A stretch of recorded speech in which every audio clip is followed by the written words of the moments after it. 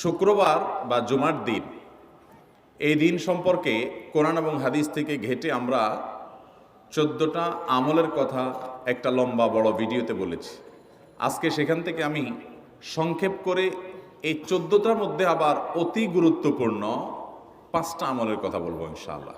Number 1, সবচেয়ে বেশি যেটা করতে হবে পরিমাণে জুমার দিন, জুমার রাত, বৃহস্পতিবার সন্ধ্যা থেকে নিয়ে শুক্রবার সন্ধ্যার আগ পর্যন্ত পরিমাণে সবচাইতে বেশি করতে হবে যে আমলটা, সেটা হলো দুরূদ শরীফের আমল।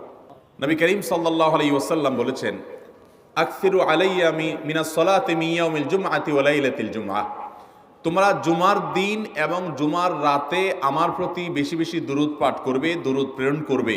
ফাইন্না সালাতাকুম মা'রুদাতুন আলাই, কারণ তোমরা যে দুরূদ পাঠ করো এটা আমার কাছে পেশ করেন আল্লাহর ফেরেশতারা, এবং রীতিমতো নামধাম সহকারে আল্লাহর একদল ফেরেশতা নিয়োজিত আছে শুক্রবার এবং শুক্রবার দিন এবং রাত, অর্থাৎ বৃহস্পতিবার সন্ধ্যা থেকে নিয়ে শুক্রবার সন্ধ্যা পর্যন্ত এই 24 ঘন্টার মধ্যে নবী করিম সাল্লাল্লাহু আলাইহি সাল্লামের ভাষ্য খেয়াল করেন, আকসিরু আলাই।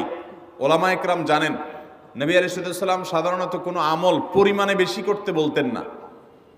পরিমাণে বেশি করতে বলার মতো আমল খুব কম ইসলামে। গোটা কোরআন যদি খোলেন আপনি, পরিমাণে অধিক করতে বলা হয়েছে এরকম আমল খুব বেশি পাবেন না। সাল্লাল্লাহু আলাইহি সাল্লাম বৃহস্পতিবার সন্ধ্যা শুরু হলে শুক্রবার সন্ধ্যার আগ পর্যন্ত বেশি পরিমাণে করতে বলেছেন যে কাজটা, সেটা হলো দুরূদ শরীফের আমল। দুরূদের এই আমলটা, এটা করার জন্য আল্লাহ তাআলা এমন সহজ করে দিয়েছেন যে ওযুর প্রয়োজন নাই। আপনার ওযু নাই, তারপর আপনি দুরূদ পাঠ করতে পারবেন। এবং আপনি এই বড় দুরূদ পড়ার মতো সময় নাই, তো আপনি একেবারে সবচেয়ে সংক্ষিপ্ত দুরূদ পড়েন সাল্লাল্লাহু আলাইহি ওয়াসাল্লাম, তাতেও দুরূদ পাঠের সওয়াব পাবেন। আমলটা করব তো ইনশাআল্লাহ। নাম্বার 2, জুমার দিন উপলক্ষে অন্য যে কোনো দিনের চাইতে জুমার দিন অর্থাৎ শুক্রবারের ফজরের নামাজ পুরুষরা মসজিদে জামাতের সাথে পড়বেন। জামাতের সাথে পড়ার নিয়ত করবেন পাক্কা, কারণ অন্য যে কোনো দিনের ফজরের নামাজ না, শুধুমাত্র যত নামাজ আছে নবী করিম সাল্লাল্লাহু আলাইহি সাল্লাম বলেছেন, আফদালুস সালাওয়াতে ইনদাল্লাহ, আল্লাহর কাছে দুনিয়ার সব নামাজের মধ্যে 5 ওয়াক্ত সাধারণ নামাজগুলোর মধ্যে সবচেয়ে উত্তম নামাজ হলো সলাতুল ফজরে মাআল জামাআতে ইয়াউমাল জুমআহ, জুমার দিন ফজরের নামাজ জামাতের সাথে আদায় করা হলো যত নামাজ আছে এর মধ্যে সবচেয়ে শ্রেষ্ঠ নামাজ।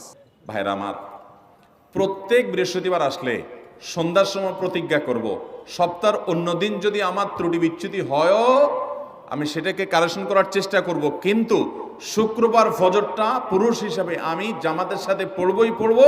তার জন্য রাতে আগে আগে শোবো, ডাবল ট্রিপল অ্যালার্ম দিয়ে শোবো, অন্য নামাজি বন্ধুকে বলবো ফোন দিয়ে ডেকে দিবি, একে অন্যের সহযোগিতা করব, কিন্তু ফজরের নামাজ জুমার দিন ছাড়বো না ইনশাআল্লাহ। 3 নম্বর আমল হলো সূরা কাহাফ পড়বো। যারা কোরআন পড়তে পারেন না তারা শুনবেন, আর যারা পড়তে পারেন তারা নিজে পড়বেন। সূরা কাহাফ যদি জুমার দিন কেউ পড়ে, নবী করিম সাল্লাল্লাহু আলাইহি সাল্লাম বলেছেন এই সূরাটা তার জন্য নূর হবে, নূর, আলো আল্লাহর তরফ থেকে।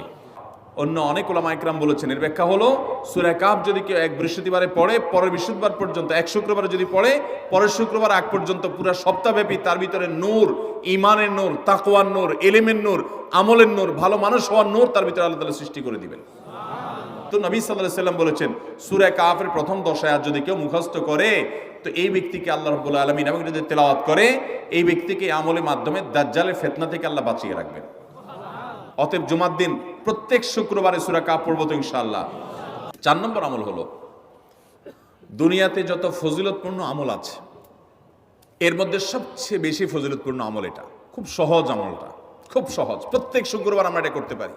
জুমার দিন আগে ঘুম থেকে উঠে উত্তম রূপে গোসল করে মসজিদে আগে আগে গিয়ে পায়ে হেঁটে গিয়ে সামনে ইমাম সাহেবের কাছাকাছি গিয়ে বসা, অনর্থক কথা কাজ না করা, তেলাওয়াত জিকির আজকারের মশগুল থেকে নামাজটা পড়ে বের হয়ে আসা, এই কাজ, এই কয়েকটা কাজ যদি করে তাহলে কাজ কয়টা হলো? আগে আগে ঘুম থেকে উঠা, ওই যে ফজর নামাজ জামাতের সাথে পড়া ইত্যাদি, গোসল করা উত্তম রূপে, আর পায়ে হেঁটে মসজিদে যাওয়া, বাহনে না চড়া। 4 নম্বর হলো ইমামের কাছাকাছি গিয়ে বসা, কোনো অনর্থক কাজ না করা। এই 4টা কাজ যদি কেউ জুমার দিনে করে, নবী করিম সাল্লাল্লাহু আলাইহি সাল্লাম বলেছেন ওই ব্যক্তি বাসা থেকে মসজিদ পর্যন্ত যে আসলো, যতগুলো পা ফেলবে, যতগুলো স্টেপ ফেলবে, যতগুলো কদম দিবে, প্রতিটা কদমের বিনিময়ে আল্লাহ রাব্বুল আলামিন তার অ্যাকাউন্টে, তার আমল নামাতে 1 বছর রাত জেগে, সারা রাত জেগে তাহাজ্জুদ নামাজ পড়লে এবং 1 বছর সারা দিন, প্রত্যেকটা দিন পুরা বছর জুড়ে নফল রোজা রাখলে যে পরিমাণ সওয়াব পাইতো, 1 বছর নফল রোজা, 1 বছর রাতভর জেগে তাহাজ্জুদের নামাজ পড়ার সওয়াব মাত্র একটা কদম ফেলার বিনিময়ে দিবেন। চেষ্টা করব না ইনশাআল্লাহ। 5 নম্বর এবং সর্বশেষ আমল হলো, জুমার দিনে একটা সময় আছে দোয়া কবুল হয়। দোয়া কবুলের যে সময়গুলো আছে এর ভিতরে অত্যন্ত ইম্পর্টেন্ট একটা সময় হলো জুমার দিন। শুক্রবারের একটা সময় সম্পর্কে নবী সাল্লাল্লাহু আলাইহি ওয়াসাল্লাম বলেছেন যে একটা সময় আছে শুক্রবারের, এই সময়ে বান্দা কোনো দোয়া করলে আল্লাহ তাআলা ফিরিয়ে দেন না, কবুল করেন। কিন্তু সময়টা যে ঠিক কখন এটা হাদিসে নবী সাল্লাল্লাহু আলাইহি ওয়াসাল্লাম বলেন না, যাতে করে হয়তো আমরা সারা দিনেরই কম বেশি দোয়ার চেষ্টা করি।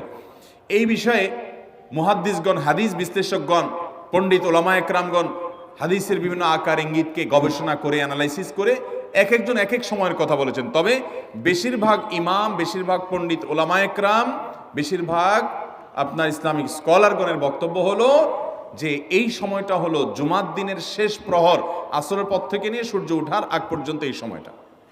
আমাদের আল্লাহর দিকে মনোনিবেশ করতে হবে দোয়ার জন্য বেশি বেশি। তাহলে শুক্রবারে 5 নম্বর আমল হলো বেশি বেশি কি করবো ইনশাআল্লাহ? দোয়া। বেশি বেশি দোয়া করবেন, উঠতে বসতে চলতে ফিরতে। বিশেষভাবে সূর্য ডুবার আগের যে সময়টা শুক্রবার, অর্থাৎ দিনের শেষ সময়টা, বিশেষভাবে আল্লাহ তাআলার কাছে দোয়া করব। ঠিক আছে তো ইনশাআল্লাহ? কয়টা আমল বললাম? আমল করবো তো ইনশাআল্লাহ। আল্লাহ তাআলা এই আমলগুলো আমাকে আপনাকে আমাদের সবাইকে করার তৌফিক দান করুন।